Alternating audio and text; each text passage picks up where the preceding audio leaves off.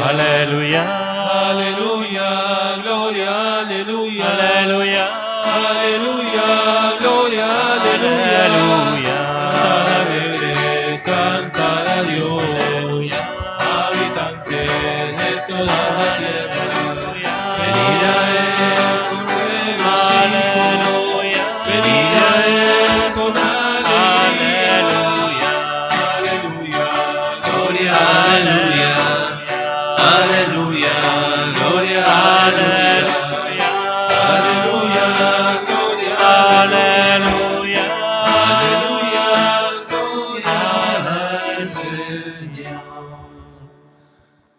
El Dios del amor y del perdón esté con todos ustedes. Y con tu espíritu.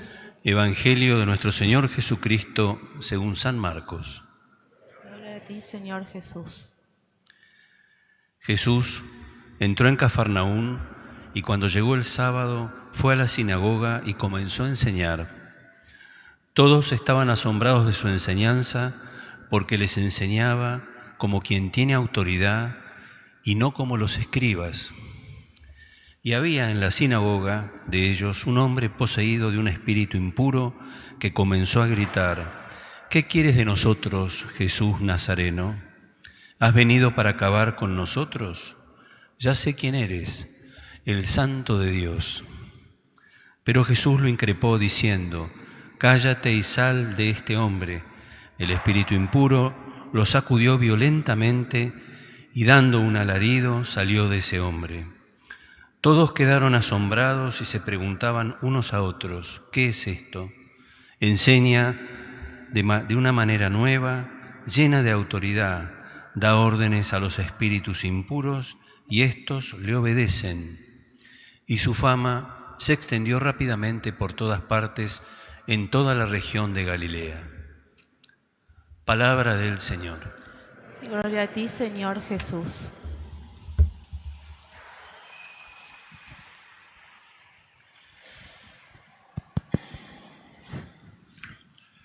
Escuchamos el inicio de la predicación de Jesús en la sinagoga de Cafarnaún, generando un impacto importante en la gente que lo escucha, que termina diciendo: ¿quién es este que enseña con autoridad, no como los escribas? Todos sabrán que los escribas eran la autoridad religiosa, instituida en el judaísmo de Jesús. Por tanto, la autoridad de los escribas no es reconocida por la gente y en cambio sí la de Jesús. ¿Cómo es la autoridad de Jesús y la autoridad de los escribas? La de los escribas es una autoridad autoritaria. La de Jesús es una autoridad autorizada. Bueno, vamos a charlar un poquito sobre la autoridad. ¿Quién tiene autoridad sobre nosotros? ¿A quién le reconocemos autoridad? De tal manera que nuestra vida, en algún punto, aún siendo todos adultos, claramente, nuestra vida está configurada por esa autoridad. Todos sabemos bien que en la antigüedad, y la Biblia es un libro de la antigüedad, la autoridad era una autoridad autoritaria, venía de lo alto. Los reyes, los emperadores, los faraones tenían la autoridad investida de Dios o de los dioses, depende la creencia, la cultura. Más aún, ellos muchas veces se autocalificaban como divinidades, de modo que ejercían la autoridad de un modo vertical, autoritario. Durante siglos se prolongó este ejercicio vertical de la autoridad. Y la Iglesia también se benefició de este ejercicio, porque aun cuando en los primeros siglos, por lo menos 4 siglos, los cristianos sufrieron el ejercicio de la autoridad del emperador romano que los perseguía, cuando el emperador Constantino se convierte al cristianismo, autoritariamente ordena que la religión oficial de todo el imperio romano fuera el catolicismo. Con lo cual, la Iglesia, que sufrió la autoridad autoritaria del emperador, ahora ella tiene autoridad autoritaria porque es la autoridad del imperio la que ejerce. Lo cierto es que a lo largo de los siglos, después en el medioevo los señores feudales también ejercían este estilo de autoridad, la Iglesia tuvo una autoridad ejercida de este modo. Y entonces perseguían a los herejes, quemaban en la hoguera a las brujas, a las herejes, supuestamente no la Iglesia, sino la mano secular, política, pero porque la Iglesia los perseguía de ese modo. El ejercicio de la autoridad hasta antes de ayer fue ejercido en un sentido autoritario y vertical.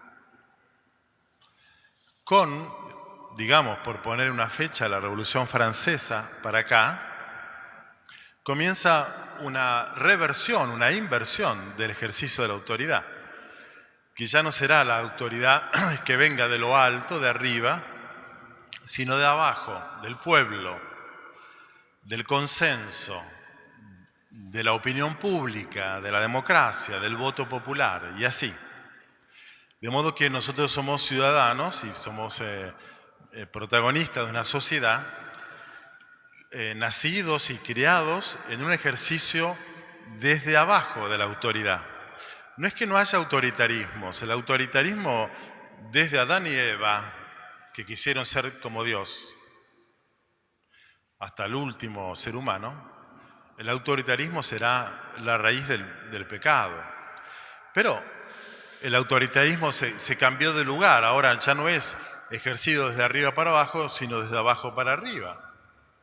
Y entonces no quiere decir que porque haya democracia u opinión pública o redes sociales no haya autoritarismo, de hecho lo hay. Y entonces en estos tiempos la Iglesia, que durante 19, 20 siglos ejerció de un modo vertical la autoridad, se encuentra conviviendo en una sociedad donde la autoridad viene de abajo, no de arriba, y entonces no le es reconocida una autoridad divina a la Iglesia.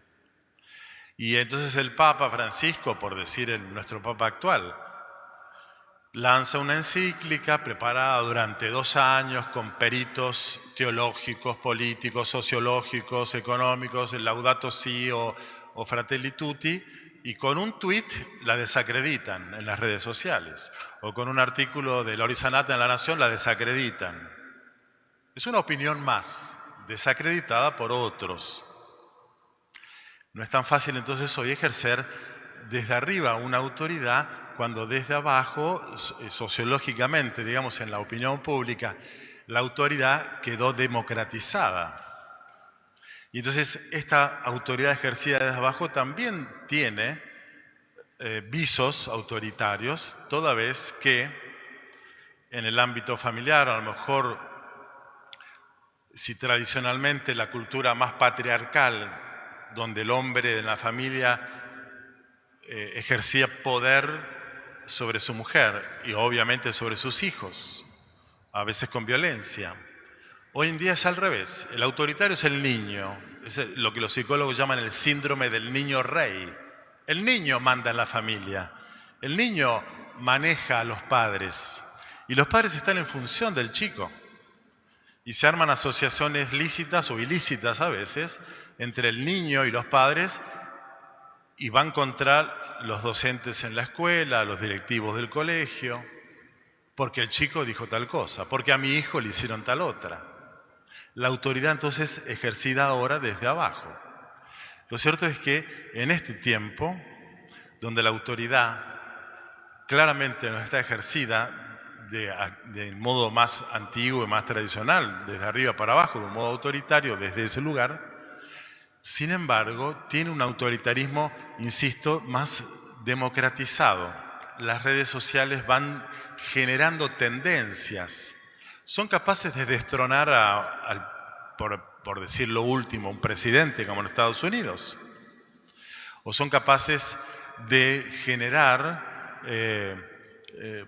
una corriente política adversa con todo este tema del coronavirus. ¿Dónde está hoy la autoridad? ¿Quién ejerce el poder? Lo cierto es que en este tiempo nosotros nos hemos acostumbrado a no reconocer ninguna autoridad como autorizada, como una autoridad indiscutida o indiscutible. Y entonces, desde esa mentalidad más hipermoderna, si la modernidad con la Ilustración, Revolución Francesa, somos todos iguales, todas las opiniones son legítimas, etc. Si nosotros que formamos parte de esa sociedad venimos a la Eucaristía y escuchamos una palabra, ¿qué autoridad le reconocemos a esa palabra? En la primera lectura de hoy, el libro del Deuteronomio plantea antiquísimamente la cuestión de que Dios habla a su pueblo y lo hace a través de seres humanos, de hombres, de profetas. ¿Y quién era el profeta autorizado para hablar en nombre de Yahvé? Bueno, el profeta que hablaba en nombre de un Dios único, no de varios dioses, y el profeta que anunciaba cosas que se cumplían. Por tanto, el profeta reconocido en su autoridad como tal, con voz divina, era aquel que anunciaba hechos que se estaban cumpliendo. El que no, no. Jesús hoy aparece en la sinagoga de Cafarnaúm predicando y la gente reconoce en él una nueva manera de enseñar con autoridad. ¿Por qué? Le adjudican a Jesús autoridad. ¿Quién autorizaba a Jesús? Él no tenía una autoridad instituida de lo alto. No era ni escriba, ni fariseo, ni doctor de la ley, ni sumo sacerdote, ni nada de eso. Su autoridad, la que él reivindicó, venía de Dios. Él es el Hijo de Dios y en su nombre la ejercía, pero su autoridad estaba autorizada por la gente porque él la ejercía, esta autoridad, para el bien de los demás. No para consolidar su propio poder, sino para, por ejemplo, como aparece en el Evangelio de hoy, expulsar un espíritu impuro de un hombre en la sinagoga. Tema favorito en Marcos, pero que se une a tantos otros milagros, curaciones que Jesús ejercía en favor del bienestar de la gente. Esto hace que la gente reconociera en él su autoridad.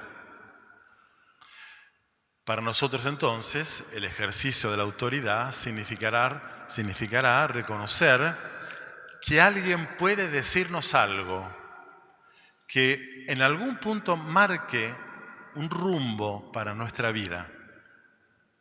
Si durante los siglos de ejercicio vertical y autoritario la Iglesia ejerció ese poder, leyendo el Evangelio, etcétera, y retando a la gente, los curas que retan a la gente hasta el día de hoy. Bueno, hoy ese ejercicio de la autoridad no es válido, porque ustedes y la gente en general reconoce la autoridad ejercida desde otro lugar. ¿Desde qué lugar? Bueno, yo lo que creo es que, por lo menos así lo trato de vivir yo ejerzo el ministerio de la palabra de Dios ayudando a pensar a la gente. Primero porque la palabra de Dios me hace pensar a mí. Y me hace pensar movilizándome para cuestionarme, para orientarme, para corregirme. A veces salgo en la misa, no muchas veces, pero alguna vez me pasa, ay, Padre, ¿cómo nos retó hoy? Bueno, todos tenemos un lugar infantil del alma. Bueno, estas personas tienen un lugar muy infantil, que ay, nos retó el Padre. Yo trato de no retar, sino de ayudar a pensar. Pero ayudar a pensar es más movilizante que retar. En primer lugar, lo que hace Dios es hablarnos como adultos, no para retarnos como chicos, sino para ayudarnos a discernir lo que tenemos que vivir, lo que debemos decidir, hacia dónde orientar nuestra vida. Esa es la única autoridad que Dios ejerce y que es digna esa autoridad de ser ejercida por un ministro de Dios. Ayudar a que la gente escuche la voz del Señor y discierna en su vida, en su estado de vida, en su situación de vida, en su presente. ¿Qué me está diciendo Dios a mí? Y entonces la autoridad tiene que ver con un diálogo entre lo que dice Dios, mediado por una voz humana, y mi conciencia. Y como nosotros somos parte de una sociedad hipermoderna, absolutamente subjetiva, subjetivista, donde el imperio sobre mi vida absoluto es mi conciencia, yo hago lo que yo quiero, para un creyente que no es precisamente el último referente de su conducta, sino el penúltimo. El último es Dios, el referente penúltimo es mi conciencia, pero el último es Dios. Cada vez que nosotros escuchamos la palabra tenemos que entrar en diálogo. Mi conciencia con Dios. ¿Qué me dice Dios a mí? Que es distinto de lo que te dice Dios a vos. Porque tenés otra situación, otra edad, otro estado de vida, otro presente, otras obligaciones. Y entonces la autoridad significará que mi conciencia se deja iluminar normativamente por la palabra de Dios. No soy yo el último referente de lo que hago con mi vida, sino el penúltimo. Dios y su palabra me están hablando y me están diciendo algo que mi conciencia tendrá que discernir para tomar decisiones y vivir.